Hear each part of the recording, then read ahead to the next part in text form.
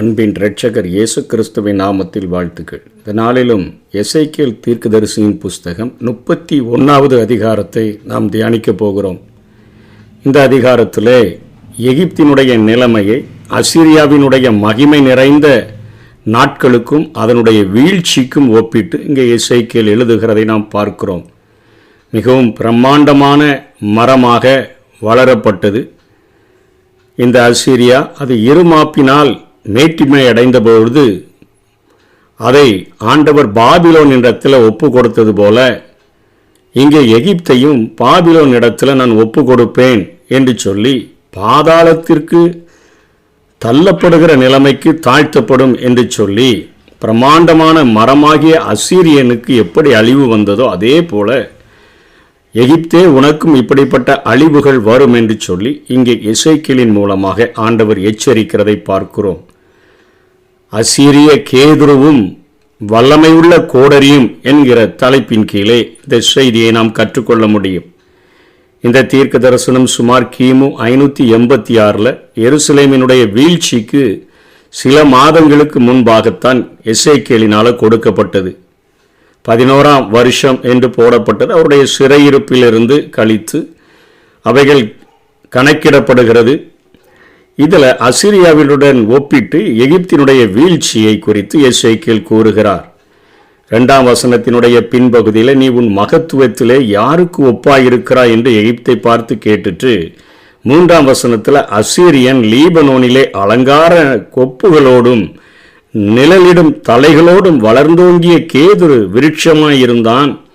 அதன் கிளைகளின் தலைகளுக்குள்ளே அதன் நுனி கொழுந்து உயர்ந்திருந்தது. அதாவது வளர்ந்து மிகப்பெரிய மரமாக அது அப்படியே ஒரு தனியாக அத்தனையாக பெயர் பெற்று உலகத்திலேயே சிறந்த ஒரு வல்லரசாக இருந்தது. அசீரியா லீபனோனின் வளர்ந்தோங்கின கேதுரு மரத்தை போல இருந்தது. அனைத்து தேசங்களையும் விட உயர்ந்து நின்ற அது பல தேசங்களிலும் தனது செல்வாக்கை பரவ விட்டிருந்தது. உலகத்தினுடைய நாடுகள் அதனுடைய உதவியை நாடி அந்த நிழலிலே வந்து அடையக்கூடிய காரியங்களை இங்கே ஆண்டவர் எசேக்கியேலின் மூலமாக கூறுகிறார். பூமி என்கிற ஒரு தேவனுடைய வனத்தில் அநேக மரங்கள் காணப்படுகின்றன.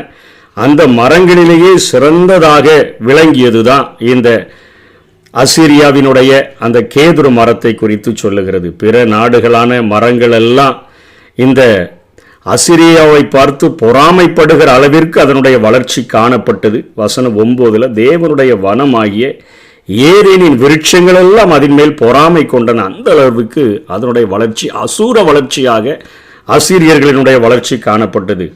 வசனம் 10 அது தன் வளர்ச்சியிலே மேட்டிமையாகி கொஞ்சம் வளர வளர வளர வளர கொஞ்சம் பெருமை அடைய ஆரம்பித்து மேட்டிமையாகி கொப்புகளின் தலைகளுக்குள்ளே தன் நுனிய கிளையை ஓங்க விட்டபடியினாலும் இன்னும் நான் வளருவேன், இன்னும் நான் உயர்வேன், இன்னும் எனக்குள்ளாக இன்னும் திறமைகள் இருக்குது, நான் இன்னும் பெரிய ஆளாவேன்னு சொல்லி நீ ஓங்க விட்டபடியினாலும் அதன் இருதயம் தன் மேட்டிமையினால உயர்ந்து போனபடியினாலும் அதற்கு தீர்ப்பை சொல்லுகிறார். வசனம் 11 நான் அதை ஜாதிகளில் மகா வல்லமை உள்ளவன் கையிலே ஒப்பு கொடுப்பேன். அதாவது ஜாதிகளில் மகா வல்லமை உள்ளவன் என்று சொன்னால் தானியேல் சொல்லுகிறாரே பொன்னாலான அந்த தலை நீரே நேபுகாத் நேச்சார் மகா வல்லமை உடையவராகிய நேபுகாத் நேச்சார் கையில் நான் உன்னை ஒப்பு கொடுப்பேன்.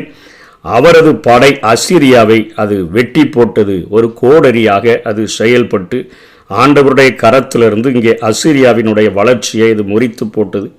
அதன் கிளைகள் சிதறின. நாடுகள் அசீரியாவை விட்டு பிரிந்து போயின. அது பாழான நிலைமைக்கு தள்ளப்பட்டது. அசீரியரினுடைய பாதாள வீழ்ச்சி அனைத்து நாடுகளையும் திகைக்க செய்தது என்று 31ஆம் வசனத்தில் அதிகாரத்தில் 16ஆம் வசனத்தில் பார்க்கிறோம். நான் அவனை குழியில் இறங்குகிறவர்களுடனே பாதாளத்தில் இறங்க பண்ணுகையில் அவன் விழுகிற சத்தத்தினால் ஜாதிகளை அதிர பண்ணுவேன். அப்பொழுது பூமியின் தாழ்விடங்களில் ஏதேனின் விருட்சங்களும் லீபனோனின் மேன்மையான சிறந்த விருட்சங்களும் தண்ணீர் குடிக்கும் சகல மரங்களும் ஆறுதல் அடைந்தன. அதனுடைய அசூர வளர்ச்சியினால பாதிக்கப்பட்ட அத்தனை நாடுகளும் திகைத்து நின்றனன்னு சொன்னால் அதை குறித்து சந்தோஷப்படுது. இவ்வளோ உயரமாக வளர்ந்து இவ்வளோ பெருமை பாராட்டின காரியங்கள் அழிந்து விட்டதே என்று தங்களுக்குள்ளாக ஒரு ஆறுதல் அடைந்து கொள்ளுகிற காரியத்தை சொல்லிட்டு இந்த அசீரியனை எடுத்துக்காட்டாக வைத்து பார்வோனுடைய வீழ்ச்சியும் இந்த அசீரியாவினுடைய வீழ்ச்சி இது உனக்கு பாடமாக கொடுக்கப்படுது. எகிப்தியரும் தன்னை வல்லரசாக காட்ட முயன்றாலும் பெருமை பாராட்டும் அனைத்து வல்லரசுகளுக்கும் இந்த கதியே உண்டாகும் என்கிறதை இங்கே ஆண்டவர் எச்சரிக்கிறார். தேவ வனம், இந்த பூமியில் உள்ள எல்லா ராஜ்யங்களையும் ஆளுகிறவர் கர்த்தாதி கர்த்தர், தேவாதி தேவன், அவர் உயர்ந்தவர், அவர்தான் எல்லாவற்றையும் ஆளக்கூடிய உன்னதமானவராக அவர் இருக்கிறார். ஆகவே தற்கால உலக வல்லரசுகளாக மார்த்தட்டி கொள்ளுகிற பூமியினுடைய எந்த கேதுருக்களும், அதாவது எந்த தேசங்களும் இது போலவே வீழ்ச்சியடையும். தேவ வனமாகிய பூமியில இது இயல்பு. தேவனை அனைத்தையும் கட்டுப்படுத்தி நடத்துபவர் என்று சொல்லிட்டு வசனம் 18 ஏதேனின் விருட்சங்களோட கூட நீயும் பூமியின் தாழ்விடங்களில் இறக்கப்பட்டு பட்டயத்தால் வெட்டுண்டவர்களோட கூட விருத்த சேதனம் இல்லாதவர்களின் நடுவில் கிடைப்பாய். பார்வோனும் அவன் கூட்டமும் இதுவே என்று கர்த்தராகிய ஆண்டவர் உரைக்கிறார் என்று என்று இந்த வசனத்தை அதிகாரத்தை முடிக்கிறார். நான் தான் சிறந்தவன் என்று கருதுகிற யாராயிருந்தாலும் சரி, எப்படிப்பட்ட தனிப்பட்ட மனுஷனாயிருந்தாலும், பட்டணமாயிருந்தாலும், நாடுகளாயிருந்தாலும், தேசமாயிருந்தாலும், கொஞ்சம் சற்று ஆராய்ந்து பார்த்தால் தன்னை விட மிகவும் சிறந்தவர்களை நம்ம கண்டுபிடிக்க முடியும். இந்த அதிகாரத்தில் கூறப்பட்டதை போன்று நம்ம எகிப்தியருக்கு கிடைக்கும் எந்த எச்சரிப்பையும் நமக்கு எடுத்துக்கொண்டு நம்முடைய வாழ்க்கையை சீர்படுத்தி வாழும்படியாக இன்றைக்கு அது சிறுமைப்படுத்தப்பட்டிருக்கிற எகிப்து நம்முடைய கண்களுக்கு முன்பாக வைக்கப்பட்டிருக்கிறது. வேதத்தில் சொன்ன அனைத்து காரியங்களும் நிறைவேறி இருக்கிறபடினால அந்த எச்சரிப்புகளை, அந்த தண்டனைகளை நமக்கு திருஷ்டாந்தங்களாக எடுத்துக்கொண்டு நம்முடைய வாழ்க்கையை சரிபடுத்தும்படியாக நாம் அழைக்கப்படுகிறோம். வசனம் 11 பின்பகுதியில் ஆவியானவர் நமக்கு இதில் ஒரு கருத்தை சொல்ல விரும்புகிறார். அதனுடைய அக்கிரமத்தின் நிமித்தம் அதை தள்ளி போட்டேன் என்று சொல்லுகிறார். எந்த ஒரு தேசத்தினுடைய அக்கிரமத்தின் நிமித்தமும், எந்த ஒரு குடும்பத்தின் அக்கிரமத்தின் நிமித்தமும், எந்த ஒரு பட்டணத்தின் அக்கிரமத்தின் நிமித்தமும், எந்த ஒரு தனி மனிதனுடைய அக்கிரமத்தின் நிமித்தமும் தள்ளி போடக்கூடிய ஆண்டவர் இந்த நாட்களினுடைய தேவன் இந்த நாட்களில் தேவன் நியாய தீர்ப்பை வழங்க விருப்பப்படாமல் தம்முடைய குமாரனாகிய இயேசு கிறிஸ்துவின் மூலம் அவரிடத்தில் திரும்பும் எல்லாருக்கும் மன்னிப்பு வழங்க அவர் விருப்பமுடையவராக அவர் இருக்கிறார். இந்நாட்களில் உடனே நமக்கு அழிவுகள் வரலையே, தேசத்துக்கு அழிவுகள் வரலையேன்னு காரணம் என்னென்னா, நமக்காக 2000 ஆண்டுகளுக்கு முன்பாக கல்வாரி சிலுவையில் தன்னுடைய சரீரத்தை நொறுக்குகிறதற்கு ஒப்பு கொடுத்த ஆண்டவர் இந்த 1000 10,000களில் சிறந்தவர். சாரோனின் ரோஜா, பள்ளத்தாக்கின் லீலியாகி என் இயேசு கிறிஸ்து தன்னுடைய சொந்த இரத்தத்தை கைகளிலே ஏந்தினவராக மகா பிரதான ஆசாரியனாக பிதாவுக்கு முன்பாக எழுந்து நிற்கிறபடியினால ஆண்டவர் மன்னிப்பு வழங்க விரும்புகிறார். லூக்கா 13:5-9 வரையிலும் இயேசு இந்த பூமியில் வாழும் பொழுது ஒரு ஓமையை சொல்லிக் கொடுக்கிறாரே, நீங்கள் மனம் திரும்பாமல் போனால் எல்லாரும் அப்படியே கெட்டு போவீர்கள் என்று ஆண்டவர் சொல்லிட்டு ஒரு ஓமையை சொல்லுகிறார். ஒரு திராட்சை தோட்டத்தில் ஒரு அத்தி மரத்தை அந்த தோட்டக்காரன் கொண்டு வைத்தான். கனியை தேடின பொழுது ஒன்றும் இல்லை. 3 வருஷமாக கனி தேடியும் ஒன்றும் காணலை. அதனால் அந்த தோட்டத்தில் வேலை செய்கிற தோட்டக்காரனை நோக்கி, இங்கே வா, இதை நீ வெட்டி போடு, 3 வருஷமாக கனி தேடி வருகிறேன், ஒன்றையும் காணலையப்பா, இதை வெட்டி போடு, இது நிலத்தை ஏன் கெடுக்குதுன்னு சொல்லி அந்த தோட்டக்காரன் கோவப்பட்டு சொல்லும் பொழுது, ஐயா, இது இந்த 1 வருஷமும் இருக்கட்டும், நான் இதை சுற்றிலும் கொத்தி எரி போடுவேன், கனி கொடுத்தால் சரி, கொடாவிட்டால் இனிமேல் இதை வெட்டி போடலாம் என்று சொன்னார் என்றான். அக்கிரமத்தினால தள்ளி போட நினைக்கிற பிதாவினுடைய சன்னிதானத்துக்கு முன்பாக அவருடைய மடியில் செல்ல பிள்ளையாக தவழ்ந்த என் ஆண்டவர் 2000 ஆண்டுகளுக்கு முன்பாக வந்து தன்னையே ஒரு சுகந்த வாசனையான பலியாக தேவனுக்கு ஒப்பு கொடுத்தபடியினால அவர் எழுந்து நிற்கும் பொழுது, அவர் எப்பொழுதும் உயிரோடு கூட இருக்கிறவர் ஆகையினால அவர் எழுந்து நின்று பிதாவின் சன்னிதானத்தில் மகா பிரதான ஆசாரியனாக நமக்கு பரிந்து பேசுகிறபடியினால நம்முடைய அழிவுகள் தள்ளி போடப்படுகிறது.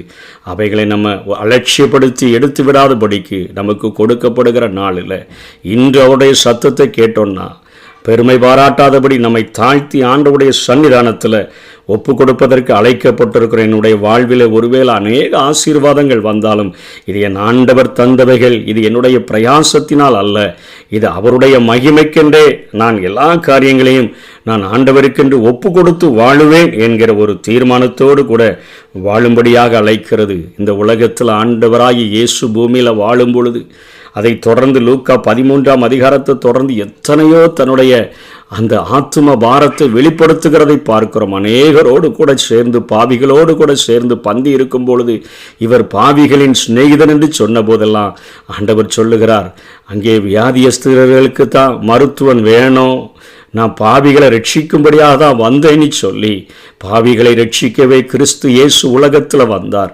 நியாய தீர்ப்பில் மக்களை அழிப்பது தேவ திட்டம் அல்ல, அக்கிரமத்தினால தள்ளி போடுகிறது தேவனுடைய சித்தம் அல்ல. அதனால் 3 ஊமைகளை குறித்து அங்கே ஆண்டவர் சொல்லி கொடுக்கிறார்.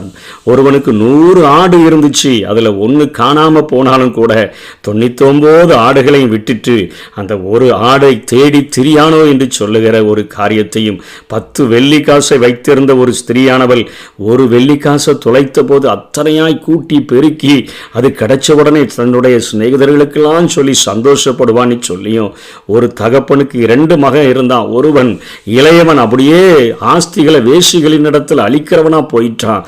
அவன் திரும்பி வந்த பொழுது அவனுடைய காரியங்களை பொருட்படுத்தாதபடி தகப்பன் ஓடி வந்து அவனை மார்போடு அணைத்து முத்தமிட்டார் என்று சொல்லிட்டு, மனம் திரும்புகிற ஒரு பாவியின் நிமித்தம் பரலோகத்தில் மிகுந்த சந்தோஷம் உண்டாகும். அழிக்கிறதினால் சந்தோஷம் அல்ல, மனம் திரும்புகிற ஒரு பாவியின் நிமித்தம் சந்தோஷம் உண்டாகும் என்கிறபடியினால எப்பொழுதும் வேண்டுதல் செய்கிறவராக நிற்கிறார்.